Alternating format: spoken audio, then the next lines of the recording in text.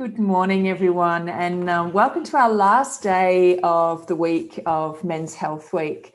It's been a really interesting week. We've had some fascinating conversations, and I'm delighted to bring today's guest to you. So by introduction, our guest today is Lachie Samuel. I've been following Lachie's work on LinkedIn for a while now, and that's really how we connected, was in that way. So I guess to give a bit of background on what you do and why I found you. So years ago, my ex-partner now was working in the FIFO environment. So flying in, flying out from various mines. Over the years, he worked in a few different ones. And I think, you know, his experience as a manager in that space was certainly that mental health was, you know, something that was a responsibility and was, you know, an experience and a problem. And sadly, he, you know, experienced some of the consequences of, you know, what poor mental health can lead to in that mining environment. It's a tough environment, I think. So I was fascinated to see the work you're doing, Lachie. And really, yeah, it's great. And just so pleased that there's someone, you know, that you guys at FIFO Happiness are dedicating yourselves to the role of creating awareness of mental health in that environment. So I wondered if you could start with sharing a bit of your story and how you went from, you know, being a guy, I think you were a driller, was that right? You were a driller? No, I was a scaffolder. Scaffolder. So there was two options for you to choose from as a Kiwi coming over to Australia. It was driller and scaffolder. I picked the wrong one. So you started out as a scaffolder in a mine, and tell us about your journey. Yeah, so I ran away from NZ when I was about 19. So like very, very honestly, I got caught out cheating on my partner with my best friend's partner. And so the person I was then, an addict and, you know, someone who's deeply ashamed of his behavior and the way that he was showing up, but didn't understand it. I wasn't someone who ever took responsibility. I was, I guess, what you'd call a quote unquote narcissist manipulator. And so instead of take responsibility for that, I avoided my friends group, avoided my partner, and run away to Kalgoorlie of all places, because I had a big brother working in Kalgoorlie, so 600 k's away from Perth. I remember flying over that red dirt into Cal and having a mini breakdown on the plane going, what have I done? Like, what am I doing here? This isn't where I'm supposed to be. Yeah. And It's a after tough place, landing, Kalgoorlie. I think it's raw, isn't it? It's very raw. yeah, after landing, I remember getting off the plane and we went and picked my brother up straight away from the pub, and he'd just been on a bender after a night shift. And that was like my first introduction to Kalgoorlie and mining life, was seeing all the guys I'd eventually work with just absolutely hammered after a night shift at like maybe 11 a.m. in the morning. So, Wow. you know, that the person that I continue to be that person, that narcissist, that manipulator, that destroyer in Kalgoorlie, and wasted, yeah, like 300K on drugs, alcohol, all the things you do in Cal. Picked up a pretty like serious steroid addiction and just went down that path again. Met someone there, thought we fell in love, but really we were just two traumatized kids who were looking to fill each other's void. And then, yeah, ended up moving from there to Perth, and my partner at the time went through depression and was threatening to take her life unless I stopped working away. And I had no empathy or compassion then, and so I didn't stop. In fact, I increased my swing from 5 days away to 4 weeks away. And she eventually did attempt, and still no compassion, didn't stop, didn't even fly back. And so that broke down and she stepped away, which I'm pretty glad she did, because I'd still be that person and she probably wouldn't be here. But that sort of sent me on a downward spiral, like realizing that having a partner to me was just a form of validation. Like whenever I felt like I wasn't enough, I could ask her.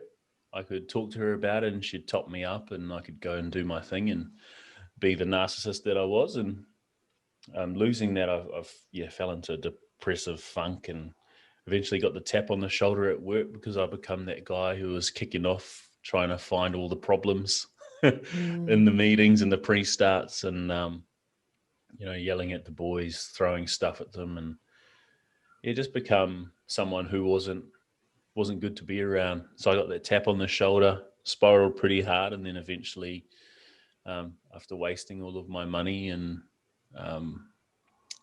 feeling like a burden, borrowing so much off my parents, I attempted. And so within that chaos, my ex told me she was pregnant,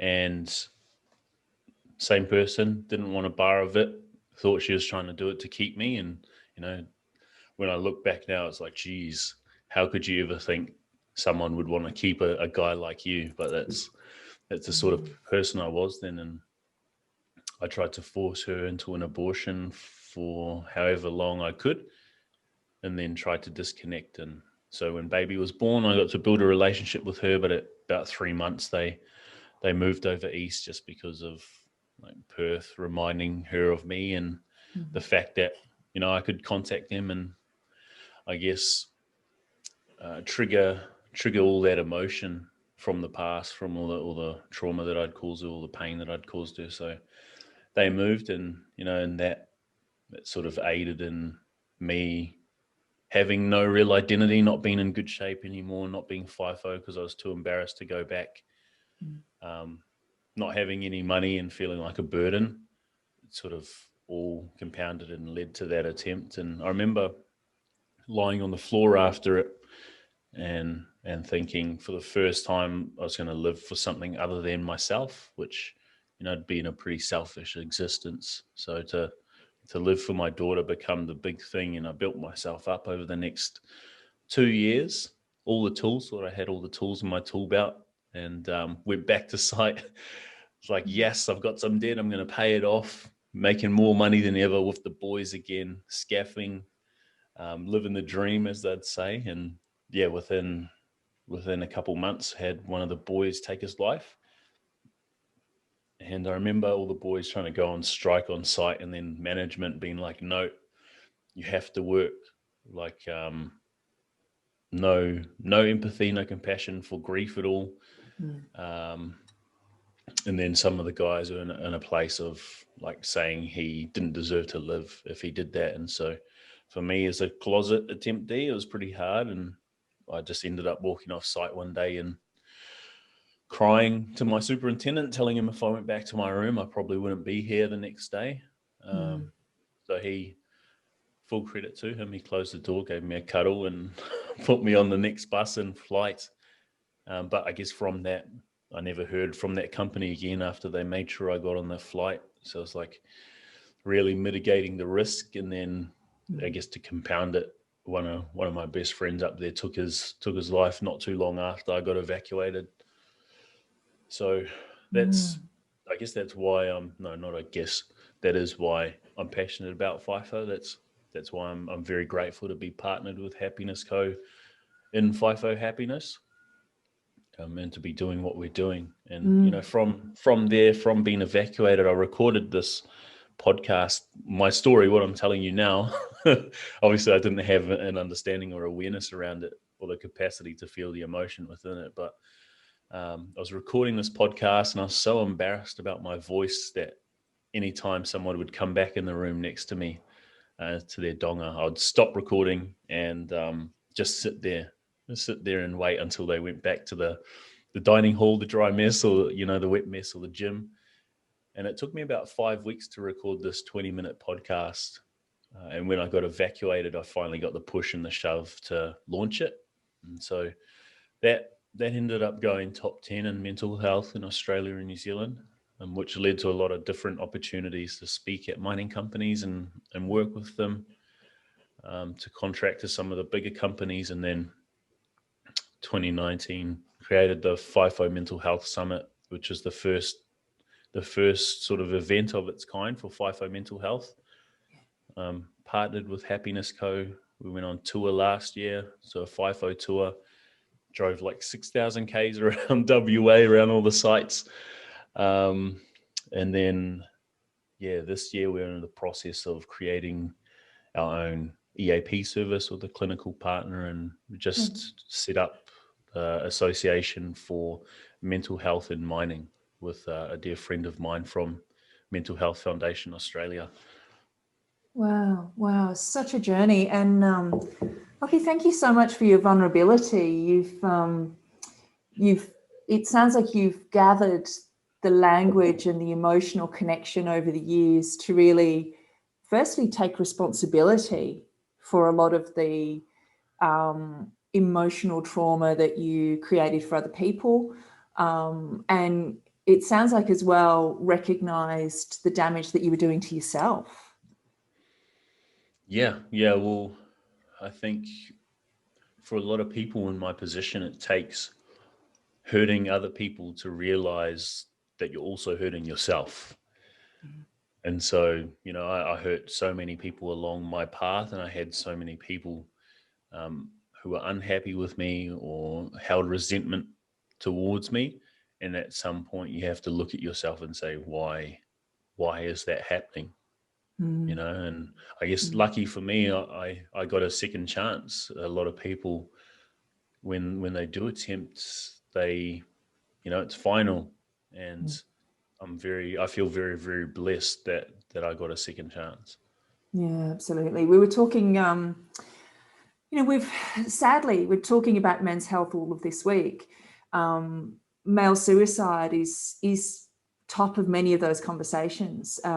Certainly we started the week with Damien Christoph, who alerted us to the statistics around male suicide and successful attempts at suicide, that, there are 8 successful suicides a day, and 6 of those 8 are men in Australia. And that is a horrible statistic. And I wonder, in mining, so FIFO, for anyone who's not familiar, is fly in, fly out. Pretty sure that we've covered that, but it is a very tough environment. It's a very unusual situation where you're not only working long hours, working physically hard, in many cases, you're also living with the people you work with. You're located in a tough environment. You're sleeping there, you're eating there, a lot of the control in life is taken away from you. It's provided for you. And I've been to a few sites where there's great facilities, there's, good food provided, gyms and recreation and all that sort of thing. But it's not your home, you're still living in this place with the people that you work with, who you might not normally choose, I suppose, to, be around. It's not your family, it's not your buddies. And, I know lots of, really great friendships come from those working environments, but it's still hard work.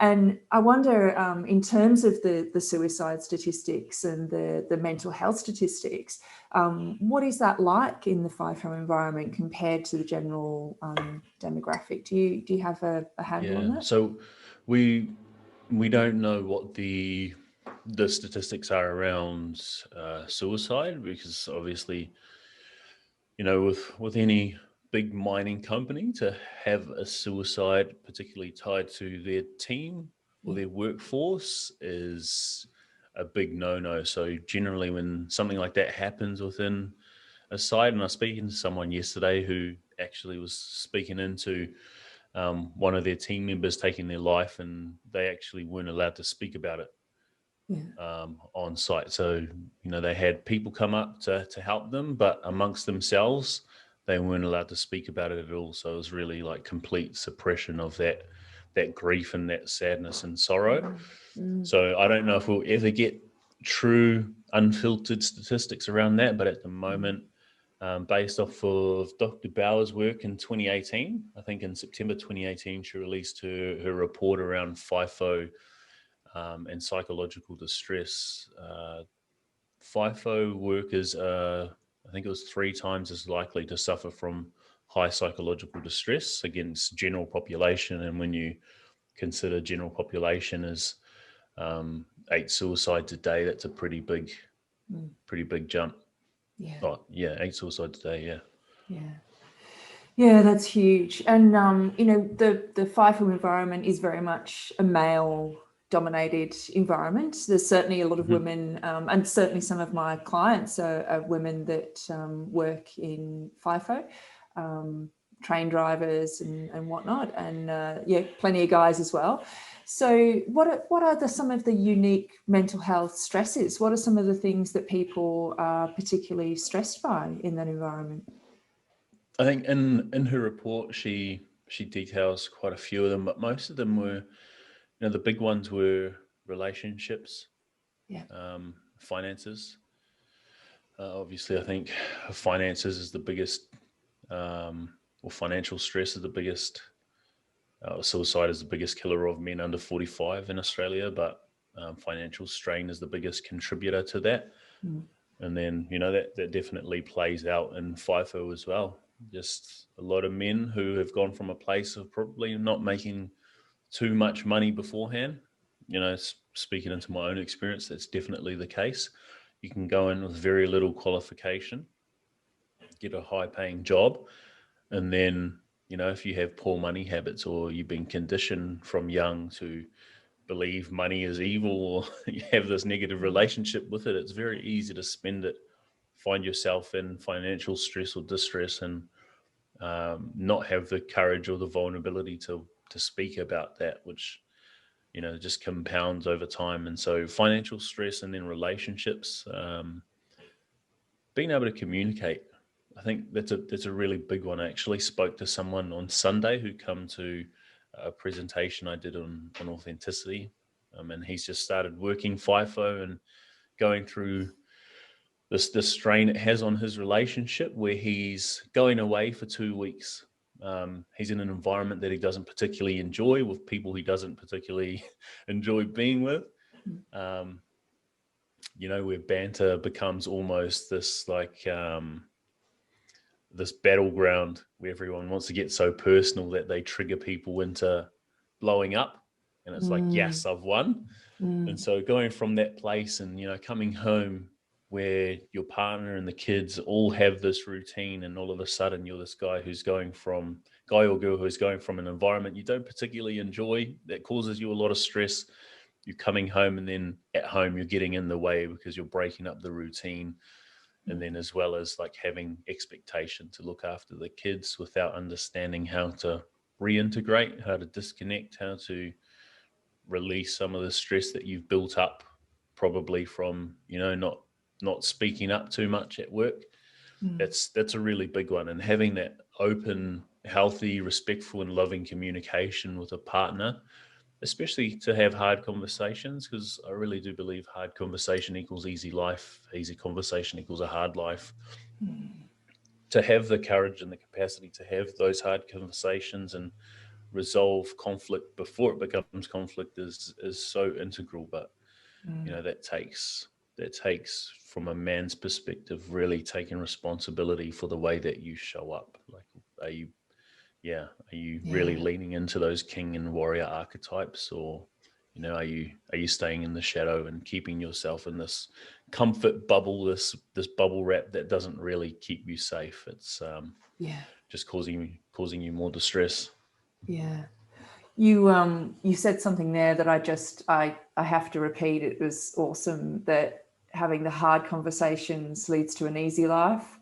Keeping conversations easy leads to a hard life. That's relationship gold. I think, we can all take that into our relationships regardless of our working environment. But I imagine particularly in FIFO, relationships must be really difficult because, like you say, you're away for a lot of the time. Your family, whilst you're away, establish their own routine.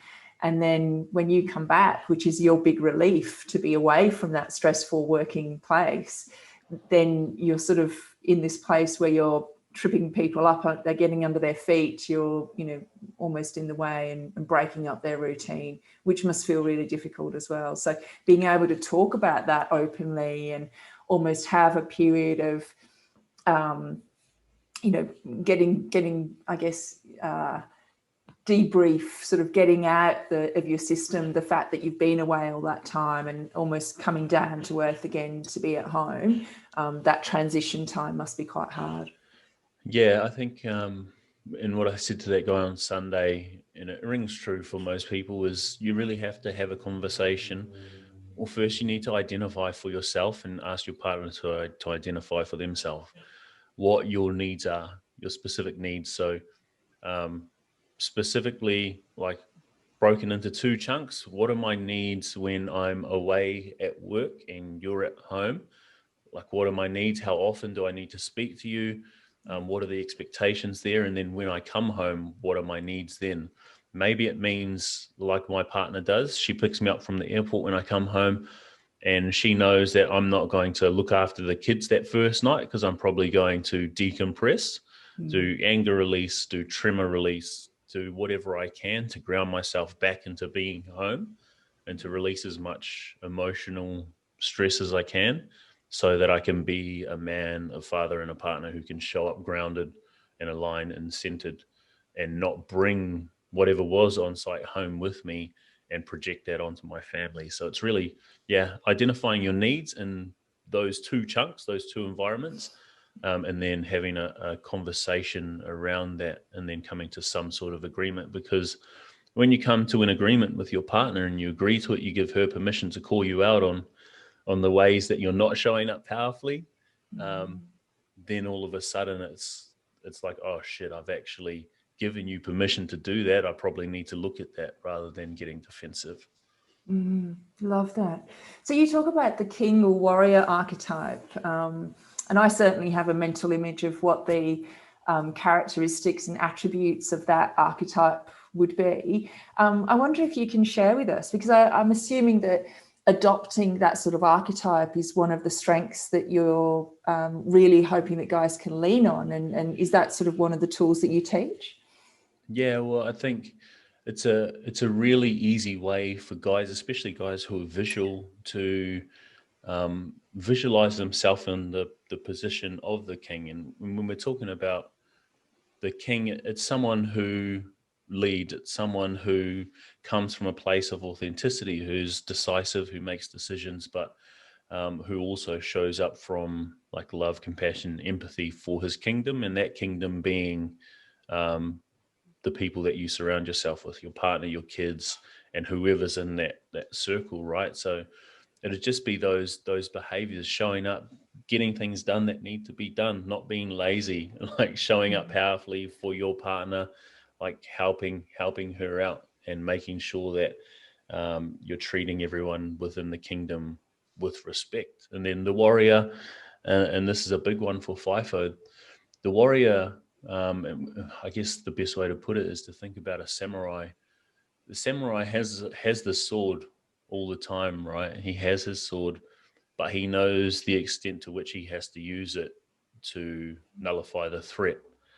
And so I guess that's the way we look at the warrior within FIFO is your words are your sword as the samurai. And so you have to understand how to communicate well, how to communicate just to the extent with which you're going to nullify the threat or resolve the conflict, not going too far, whereas you hurt someone's feelings emotionally and cause disruption or distress, and not have the easy conversation, because the easy conversation is a people-pleasing conversation, not to say too little that you don't honor yourself. So really standing in that warrior, standing for yourself, but also not being destructive. That's the way I'd put that within FIFO. Yeah, I love that. It feels to me like the things you're encouraging men to do is to have conversations and to start from a place of ownership and, taking personal responsibility for your words, for your actions, for communicating with strength, but not force. and Yep. sharing what your needs are, because that's really crucial, isn't it? And underpinning all of that is an emotion of empathy and compassion, and a knowing that others receive respect and deserve respect. Yeah, and I think within that you've got to identify what your values are, right? Because if you don't know what your personal values are, then how can you show up from a place that's in alignment? If you don't know what your values are, you're always going to be searching for the behaviors that feel right. And if you don't know how to feel into your body and feel emotion, how are you ever going to know that? So you've got to identify what your values are. And it's not based on the way that you're showing up on at the moment. It's based on, ideally, how would you like to show up in your life, whether that's at home, whether that's at work. And I guess a personal constitution. What are those 4 values? What are the behaviors attributed to those values? And then from there, you're very clear on it. You understand where you're going to be crossing your own boundaries. And then all of a sudden people know, when other people are crossing your boundaries, so you can stand in that warrior and communicate those boundaries based off of actually having identified it. Because that's one of the big issues around communication is a lot of men particularly get upset with people crossing their boundaries, but they don't even know what their own boundaries are. So, they're becoming resentful and frustrated with people for behaving a certain way towards them. But it's like, well, you haven't taken the time to identify what those boundaries are and communicate them. So if you don't know, how can other people know how to show up for you? Yeah. How can I know I've crossed a boundary if you're not clear on what it is for yourself, and you're not telling me what that boundary is? Yeah, totally got that. And I guess the easy one with that, the easy example of that is like the stereotypical mother-in-law, right? who's coming too much into the fold, who has too much of an opinion. Yeah. And if you're not willing to communicate that and she keeps doing it, you can't hold resentment or frustration because you haven't actually communicated. You haven't actually stood for yourself and had the quote unquote hard conversation. Yeah, absolutely. And that is definitely a stereotype. There are some great mother-in-laws out there. Yes. Yeah. It's sometimes good to talk in metaphors, though. So Lachie, what are some of the, I guess, do you have any simple solutions that you teach people? You mentioned there a little bit about understanding emotions and how they sit in the body. I know that that's something that I've worked with in the past with coaching clients. Is that an area that you work with for people? For emotion in the body? Yeah, to sort of understand how different emotions show up, and physically the connection that you might have with them. Yeah. So not too much in the sense of, I guess, traditional Chinese medicine in terms of emotion being linked to particular places in the body. It's more a case of like how having someone build or cultivate the capacity to actually be in their body, to disconnect from a level of the mind, be in the body and feel. Because I believe you can't experience emotion in the mind. You have to be in the body to experience it there. And so I guess with that, the real easy practice for me when I'm teaching someone how to do it, and it's changed my life in the way that I confront or manage situations of high distress, high psychological distress, is to just sit down, start breathing, and then maybe do 6 breaths and drop in if I'm thinking about that situation that causes me a lot of stress right now. Obviously the one that's most visceral, whatever comes up with my eyes closed, whatever comes up, okay, cool, I've got that moment. It's causing me a lot of stress. 3 more breaths. Okay, what's that sensation in the body and where? Is it constriction in the chest? Is there heat in the chest? Is my neck tight? And you're just finding these different sensations and describing them just to get used to feeling what your body feels like and what these sensations feel like and what they may represent. And so from there, it's 3 more breaths. If you were to breathe into that constriction and that heat in the chest, the tension in the neck, maybe maybe tension in the jaw, if you were to breathe into all of that and you were to label that with an emotion, what would that emotion be? And for me, I guess speaking into public speaking, which I used to have a lot of nervousness around, I used to get sweaty and clammy and have this constriction, this tension, this heat. It used to be nervousness. And as soon as I started tuning into what this felt like, it took me back to speeches in school and, not being organized and feeling really out of my depth and feeling really afraid to get up there and speak as though I'd be judged. And so, like allowing myself to feel what it's like to be afraid, to understand that this constriction, this tension, and this feeling in my neck was just the feeling of me being afraid as that version of myself, as that 10-year-old who hadn't prepared himself. It allowed me to just allow that emotion into my body, because I guess what we resist persists. And from that moment, being super afraid to get up and do my speech, I never allowed that emotion to fully assimilate and integrate within my nervous system. And so from that moment on, my nervous system was, sending the signal. My brain was sounding the alarm bell, telling me that I had to avoid being in that position at all costs, which, led to these sensations in my body, led to me getting really nervous. And after having processed and felt what it's like to be afraid to speak, I got to the place where that feeling started to become tingles through the chest and down the arms and the back of the neck, and that nervousness turned to excitement. And so it's really just building that capacity, and that's a really easy thing to do every day. It's just close your eyes, breathe. What's the sensation in the body, where, and what's the emotion you'd label it with. And you do that every day. You do that 365 days a year. It might take you 2-3 minutes. All of a sudden you'll be someone who's deeply connected to their body, who understands the emotion that's coming up. And I believe in feel, think, act. The way we feel determines the way we think, and the way we think determines how we behave or act. And if we understand how we're feeling, we have a better understanding of what we're thinking, and we can sort of reverse engineer that. Oh, Lachie, that's absolute gold. I think that, again, a comment that you made there that I really must bring out again is that we can't experience emotion in our head. You can't think emotion. Emotion is felt. So encouraging people to connect with the physical manifestation of that emotion, and also to realize that emotion didn't start with here and now. It's something that you felt years ago. And I think that's perhaps true of most of the things that we feel as adults.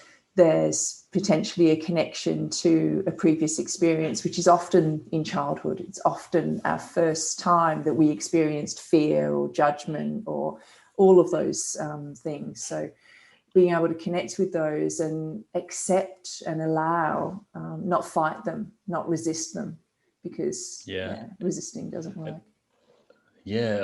I believe like what we resist persists, or like what we dams us back. And because we're resisting so much, we're putting ourselves in a place of avoidance.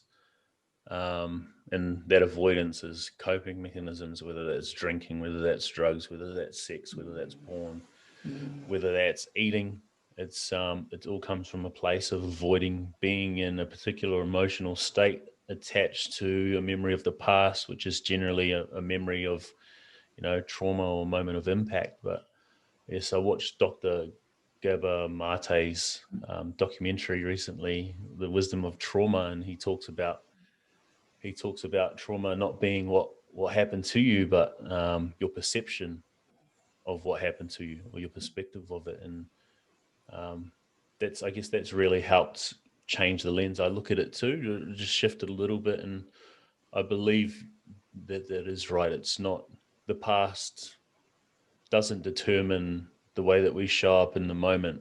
And for a lot of people who are living from a place of avoidance, living from avoiding that emotion attached to that trauma, pretty hard to believe that, right? It's pretty hard to believe that your past doesn't determine how you show up in this moment right now, but it's true. It's not your past that determines that. It's the way that you interact with and integrate the past that determines it, because every moment that we get as a human being, as this like conscious meat suit vessel on this rock floating through space, every moment we get, we have an opportunity to choose whether we look at and integrate the past or whether we act from a place of avoidance. So yeah, I'm really big on emotion and dropping into it, but dropping into emotion begins with dropping into the body and actually being in there and feeling safe in your body. Thank you. And thank you for mentioning Gabor Mate's work as well. I love all of his work. Fantastic. So we'll there's so many links that I want to provide with this post, and that will absolutely be one of them, because that's awesome. I'd really like to link to your YouTube clip as well, where you share your story. I know you've shared it for us today, cool. But there's potentially elements that people might experience through the YouTube clip, if that's okay. But before we wrap up, tell us about you. What do you do to, you've shared your beautiful vulnerability of your story, and I'm very glad that your attempt on your own life was not successful. I'm very glad that we have you here. I'm very glad for all of those people working in the FIFO environment, that you're championing mental health and enabling them to make a change for themselves. But tell us what you do for yourself. You've shown us the emotion technique that you use. I'm assuming that's one that you use regularly. Yeah. Is there anything else that you do to keep yourself healthy and well?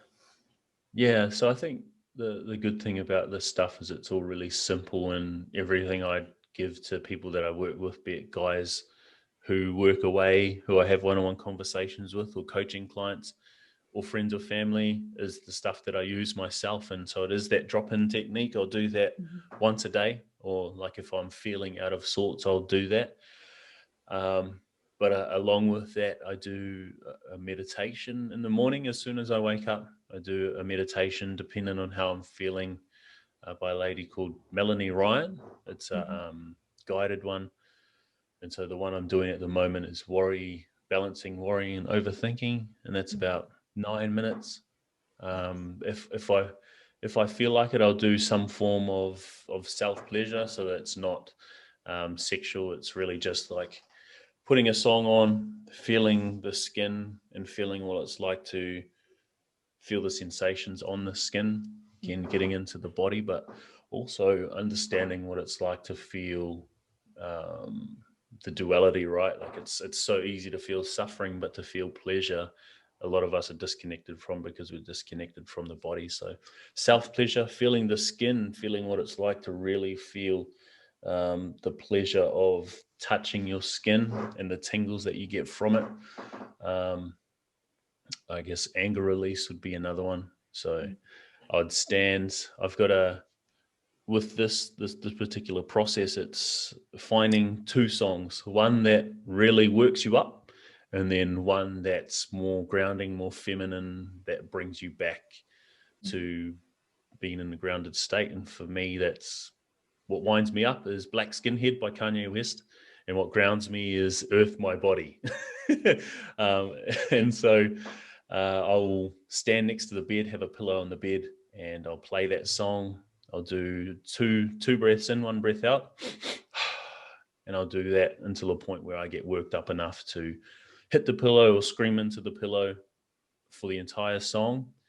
If I'm going for a minute and I feel like I've drained it all, you just continue till the song's finished, and then allow that more feminine grounding song to come on, and however your body wants to move, whether that's dancing, whether that's hugging yourself, whatever, it's just allowing that to happen. And so I move my energy that way. It's like scraping the anger cream off the top of the bun so that I'm not in a place of being triggered throughout the day. What else? And that comes with a lot of self-awareness. I think, that's, you seem to have throughout life become quite self-aware. And, you know, that's so important, isn't it? That we know we can connect with who we are and how our behavior is showing up. Yeah. And I think with that, with any anger practice, if you're going to be hitting something, or, you know, whether it's a punching bag or whether you're going to be screaming into a pillow, communication becomes really important too. So I'm at a point now where my daughter is emotionally intelligent enough, because I've had these conversations with her, when she can say, "Daddy, are you angry?" I'll be like, "Oh yeah, I am." And you know, I can go into the room and she'll know Daddy's going to go do anger release. And, you know, both her and my partner know that when I go into the room to do anger release, because I've had these conversations, it's not about them. It's just about me shifting the emotion or the energy that's within me, feeling it and shifting it. Yeah, so just really, really, really easy practices that people can jump into. And tremor release. Tremor release is an easy one to do too. Fatiguing the psoas and allowing the nervous system to be, you know, a whole lot less rigid. And then getting to a place where you're lying on the ground and your body just shakes out any stress, like we would, you know, innately as animals. But obviously in society, it'd be a bit weird if we just shook anytime we were highly distressed. Yeah, absolutely. The nervous system does love shake. I like, I have one of those fitness balls that I sometimes sit on at my desk, and I had a spine injury, a nervous system injury Oh, some wow. years ago, and my physio used to get me just bouncing on the ball, and it's amazing how I still do it sometimes just for fun now, but it's amazing how it does just shake you into, I don't know, feeling better. Really? Yeah, it's quite fun. I've got one. I'm going to do that. I highly recommend it for days of tension. Awesome. Well, Lachie, look, so thank you for all of your time today. I really, really appreciate, like I said, I appreciate the work that you're doing with the Happiness Co. and FIFO Happiness. I think our FIFO workers really do need recognition for the environment that they're in, and that the situation that they live and work in is very unusual and does require, I think, some more understanding than perhaps it's been given in the past. So well done to you, well done to the guys that you work with, and I hope we hear lots more from you in the future. Thank you. I'm really grateful for you. And like I said before, you got this like really warm, welcoming smile, and it was great to meet you and to be in your presence, and awesome to do this chat with you. So thank you. Thank you. We'll put some links to your LinkedIn and all of the places that people can connect with you, and to some of the great work that you've mentioned today as well. Thanks again. Yay!